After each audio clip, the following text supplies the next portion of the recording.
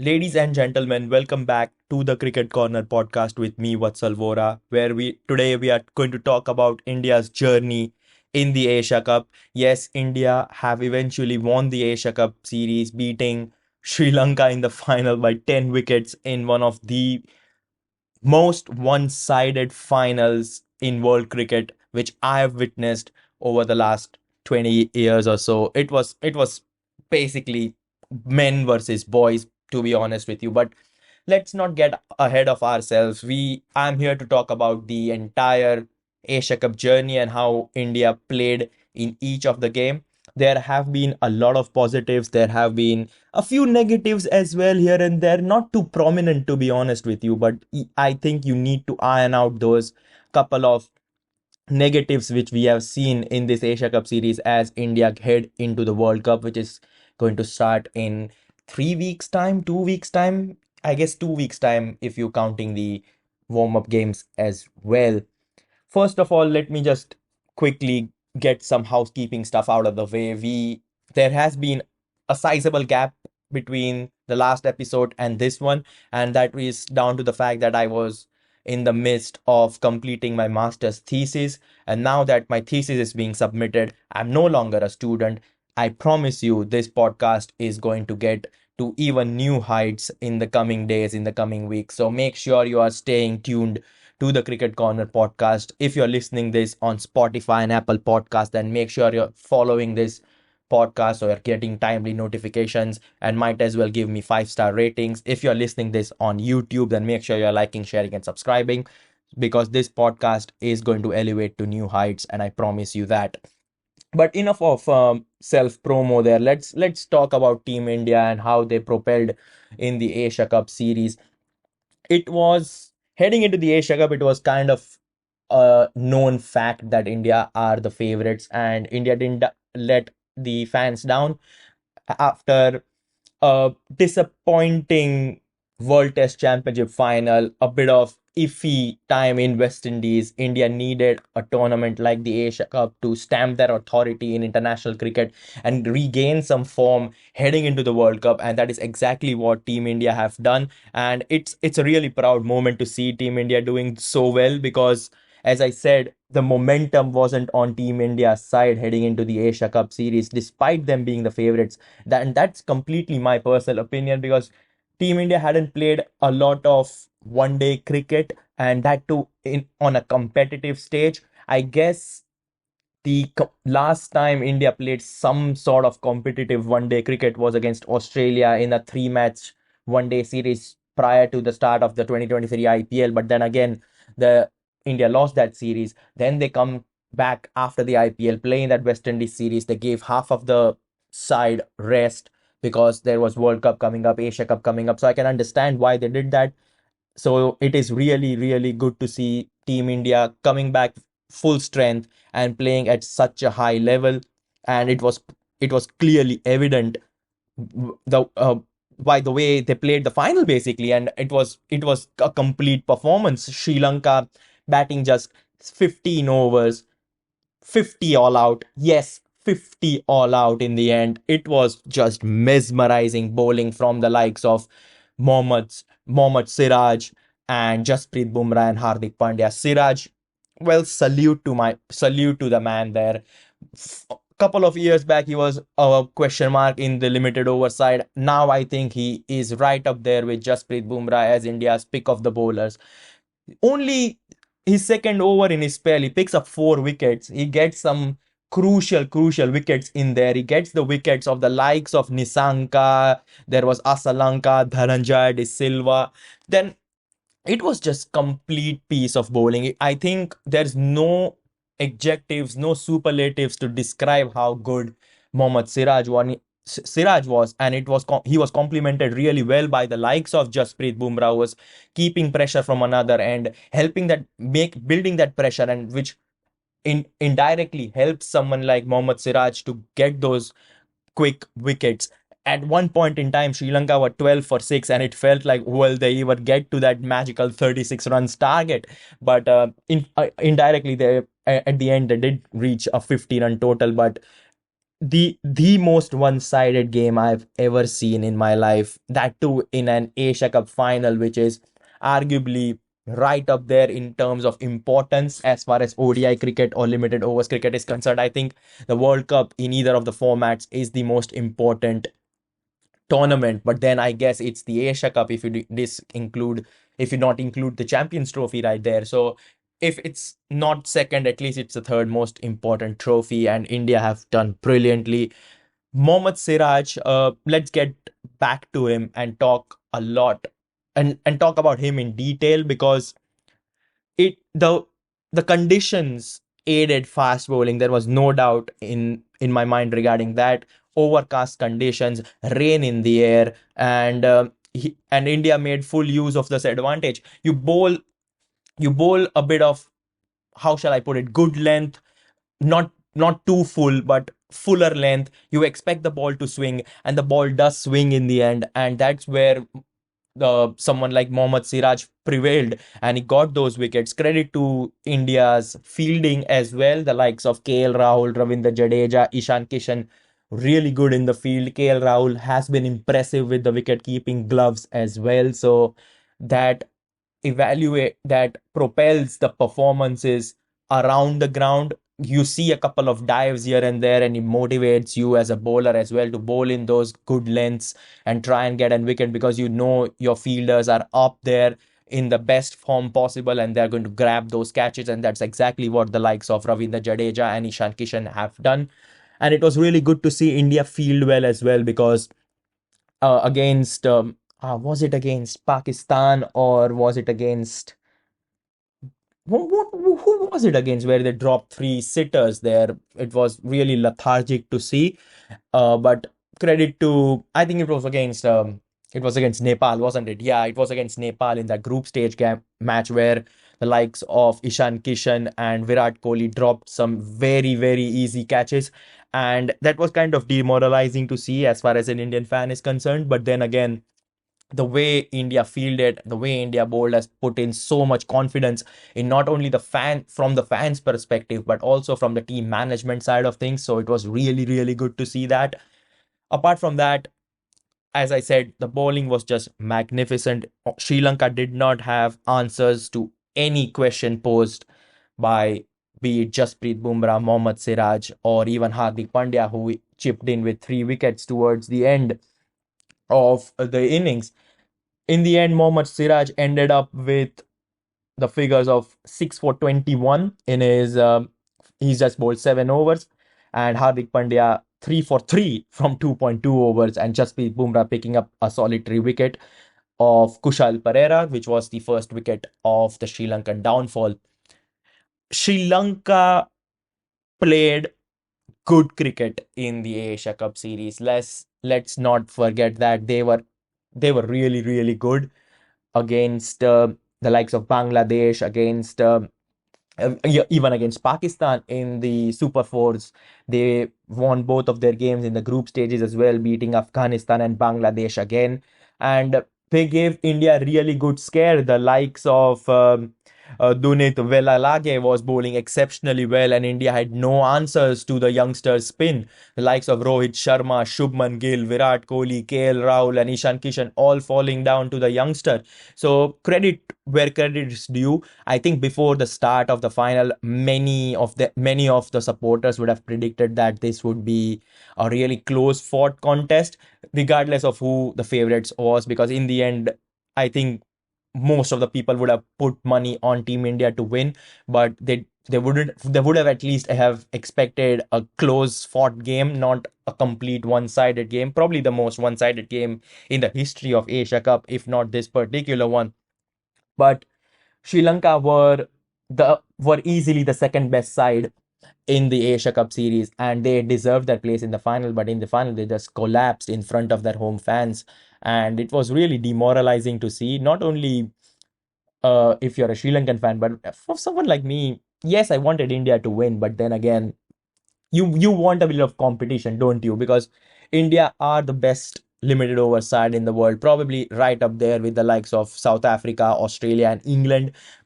You go into each game expecting a win. nine times out of 10 you do win those games, but you expect a bit of competition, something which Sri Lanka failed to provide India. But I don't think any Indian fans apart from myself is complaining that there was no competition, because in the end India did win the major trophy. I think this is also Sri Lanka were going for two consecutive Asia Cups. They won the last one, which was the T20 edition of the Asia Cup, but now India have taken the trophy away from the Emerald Island, and things go on as Team India look ahead to the World Cup.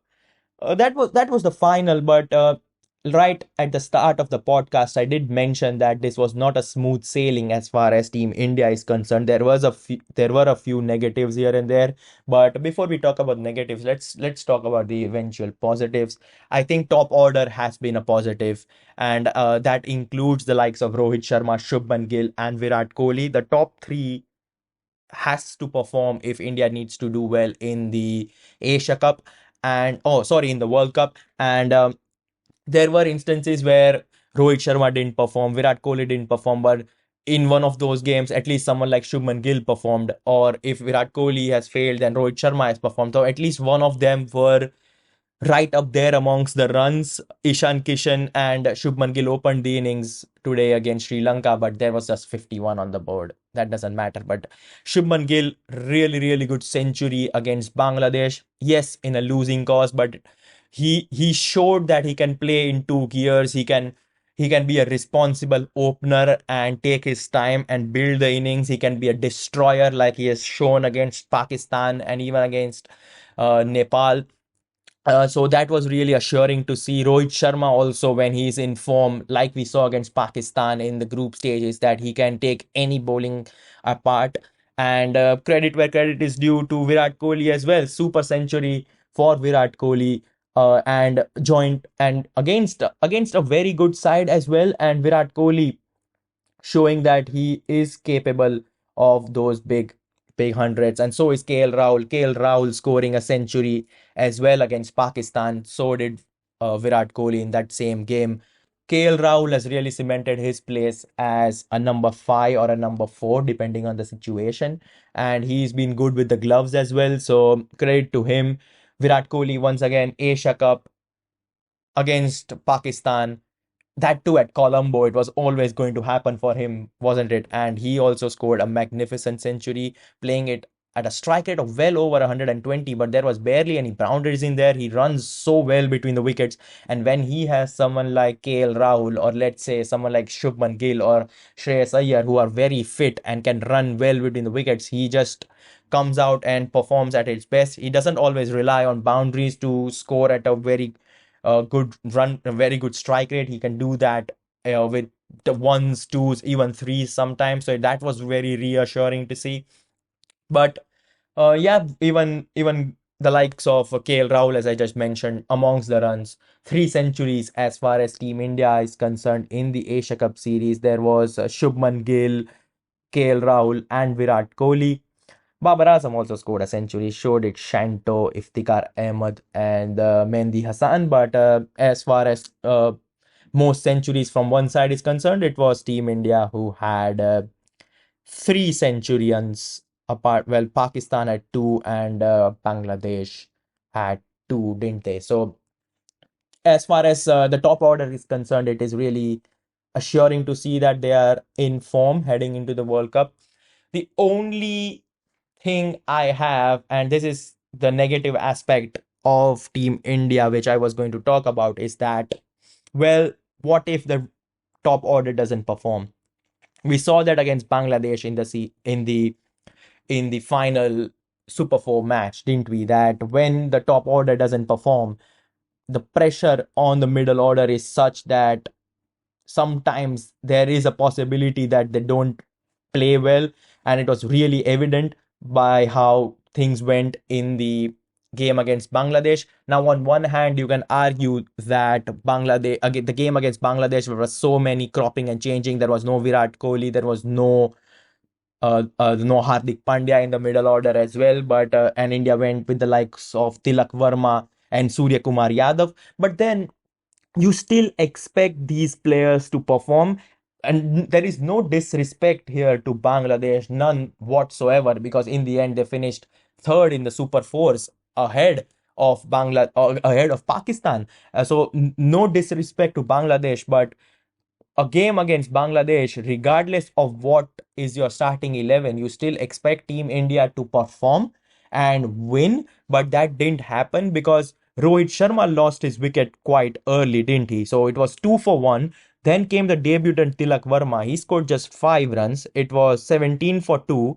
KL Rahul and Shubman Gill did try to form a partnership in the end, but KL Rahul tried to anchor the innings, something along the way Kane Williamson does for New Zealand. But he just scored 19 runs. Ishan Kishan went for 5, and when Ishan Kishan was dismissed, India were already 94 for 4. Then they lose Surya Kumar Yadav 139 for 5. Now this is really, really disappointing. 139 for 5 from 33 overs. So basically, you have 17 overs with half of your team gone. And yes, India's lower order is something of a threat, but they aren't consistent as far as my personal opinion is concerned. Hardik Pandya is really good with the bat. Ravindra Jadeja is really good with the bat, and so is Akshar Patel. But you can't rely on them to give you 50 of 35 deliveries or 70 of 55 deliveries kind of innings all the time. I'm not saying that they are not capable of doing that. Don't get me wrong. Hardik Pandya is very much capable of giving you a quick fire 50 of 30 deliveries. But the thing that worries me is that why do you have to rely on someone like Hardik Pandya to bail you out when your top order doesn't perform? Now, I'm not saying that the top order has had a poor Asia Cup. I'm not saying that by any stretch of imagination. Before I started this segment, I briefly mentioned how good the likes of KL Rahul, Shubman Gill, Rohit Sharma, and Virat Kohli have been towards the early stages of the innings. But we've also seen the downside, haven't we? Rohit Sharma has had a couple of iffy innings. So has Shubman Gill. Virat Kohli was not good against Sri Lanka, where he was dismissed by that young spinner. Uh, so it is really challenging, and I think I was talking to one of my friends or my family members, and I said that if Team India needs to do well and they have an actual goal of winning the World Cup, which they do, one of Rohit Sharma, Shubman Gill, and Virat Kohli has to perform in each game. I'm not saying that all three of them have to perform at the same time because that is really difficult to ask for because there are off days here and there. But yeah, if Team India need to do well, and if they strive to win the World Cup, one of those three players have to score big. It can be Virat Kohli in the first game, Shubman Gill in the second game, Virat Kohli again in the third game, and then Rohit Sharma in the fourth game. I don't care. I just want one of those threes to stamp their authority against whatever opposition they face, and just score a big 100 or a valuable 80, 85 runs that can propel India to a good total. What else were the positives as far as Team India is concerned? We brushed upon the bowling as when we were covering the final. And let's get back to the bowling action because India's bowling has prevailed as far as this particular Asia Cup is concerned. And it is so good to see that India can over the past couple of years, India can rely on their bowling and they just don't have to rely on their batting, which is so good to see. Earlier, there were times when we didn't have the best of fast bowlers. We needed the likes of Sachin, Dravid, Lakshman, Ganguly, Sehwag to give you runs, and then you hope that the likes of Kumble, Harbhajan Singh, uh, Ashish Nehra, Zahir Khan can give you wickets. But now India can match the likes of England, the likes of South Africa, the likes of Australia, New Zealand with the quality of fast bowlers at their disposal. Mohammad Siraj, 6 wickets in the final, four in 1 over. He ended the Asia Cup with 10 wickets. Kuldeep Yadav picked up 9, 5 against Pakistan, and a 4 wicket haul in there as well. It was really good to see. I think the unsung hero as far as India's bowling is concerned has been Hardik Pandya. Hardik Pandya is the glue which will join the batting and the bowling, and he's done well with the bat, and he's now showing his prowess with the ball as well, and that is so reassuring to see as far as Indian fan is concerned. He picked up 6 wickets from 20 overs across the entire Asia Cup at an average of just 11.33. Magnificent to see. Like every 11th run, he's getting a wicket, which is just magnificent. 6 wickets in total, three against Sri Lanka in the final as well. And this is not short spells, don't get me wrong. He's been bowling good number of overs. He's been bowling 6, 7, 8 overs. I think Rohit Sharma can realistically see Hardik Pandya as a bowler who can bowl his full quota of 20, or sorry, of who can bowl his full quota of 10 overs in a one day international, should things require. Ravindra Jadeja chipped in with 6 wickets as well. And I think Jasprit Bumrah, his return to form has been priceless as well. We saw how well he can swing the ball when the conditions are right. Not sure whether we'll get the same conditions in heading into the World Cup, but when there's a bit of swing in the air, I think you can expect someone like Jasprit Bumrah and Mohammad Siraj to find that swing and trouble the batsman. One thing which is quite certain is that Mohammad Shami is now the third choice fast bowler as far as Team India is concerned. Heading into the Asia Cup, there were talks that who would partner someone like Jasprit Bumrah to lead India's bowling, because we all expect Jasprit Bumrah to be the pick of our bowlers and the frontline bowler as far as Team India is concerned. And it was a question of whether you partner Bumrah with Siraj or Shami, because there could have been a possibility there where you play all three of them, but then you are taking a batsman away from the side. You are not playing a like of Washington Sundar or Akshar Patel or Shardul Thakur, and instead you are picking all three, which is not going to happen regardless of how much I want to see all three of Bumrah, Siraj, and Shami play together. I don't see that happening. I see two of them being played, with the third seamer being Hardik Pandya, who is aided by either Shardul Thakur, Washington Sundar, or Akshar Patel, with Jadeja and Kuldeep Yadav as your other two spinners. So the bowling looks really good, but I think the way Siraj has bowled in this Asia Cup, particularly in the final, I think the balance has clearly shifted towards the Royal Challengers of Bangalore star bowler, hasn't it? And I think Shami will have to wait for his place in the starting 11. So yeah, India deservedly champions of the Asia Cup, and there was no doubt in my mind that they wouldn't win. Yes, the defeat against Bangladesh did leave a sour taste in everyone's mouth, but in the end, the fans and everyone around the cricketing fraternity were quite right to say that India had already qualified for the final. It didn't matter in the end. I think when there's a lot to play and a lot on the line, I think India would have fielded a much stronger 11 and could have easily beaten that Bangladesh side.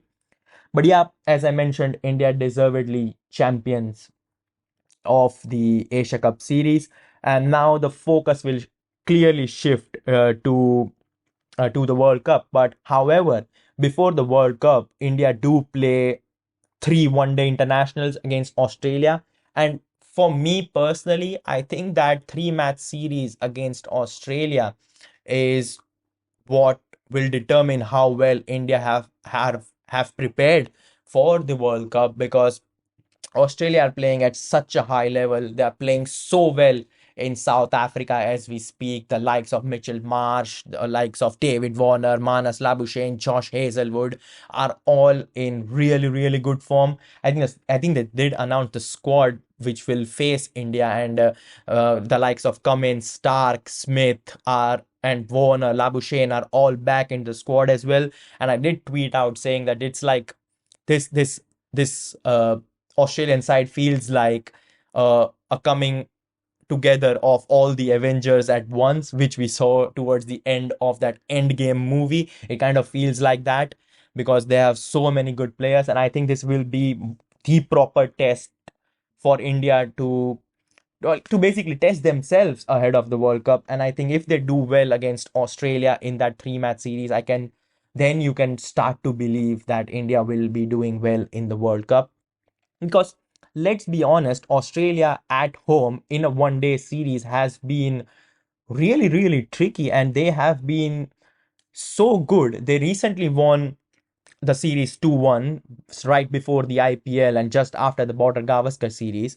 They came here in 2017 or 2018 and won 3-2 after being 2-0 down.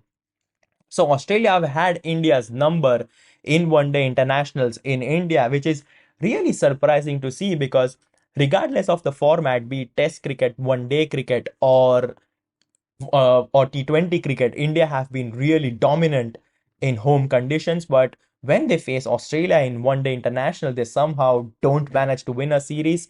So if you look this series from just those three games perspective and don't see the entire scenario, which includes the World Cup, you will really enjoy this series because not only does India need to play well to prepare themselves for the World Cup, they also need to beat Australia to, you know, stop the Aussies from making it a hat trick of series wins in India as far as ODI cricket is concerned.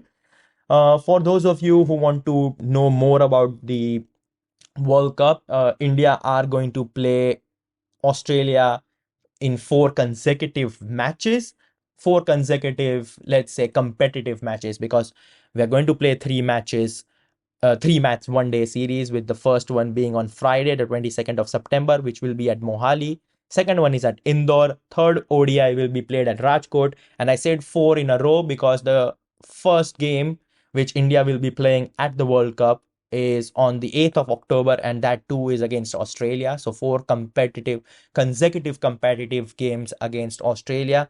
The India's opening game against Australia will be played at Chennai on the 8th of October, which is a Sunday. India do play two warm-up games in between the Australian series and the opening game of the World Cup. They play England at Guwahati and Netherlands at in Kerala in Thiruvananthapuram.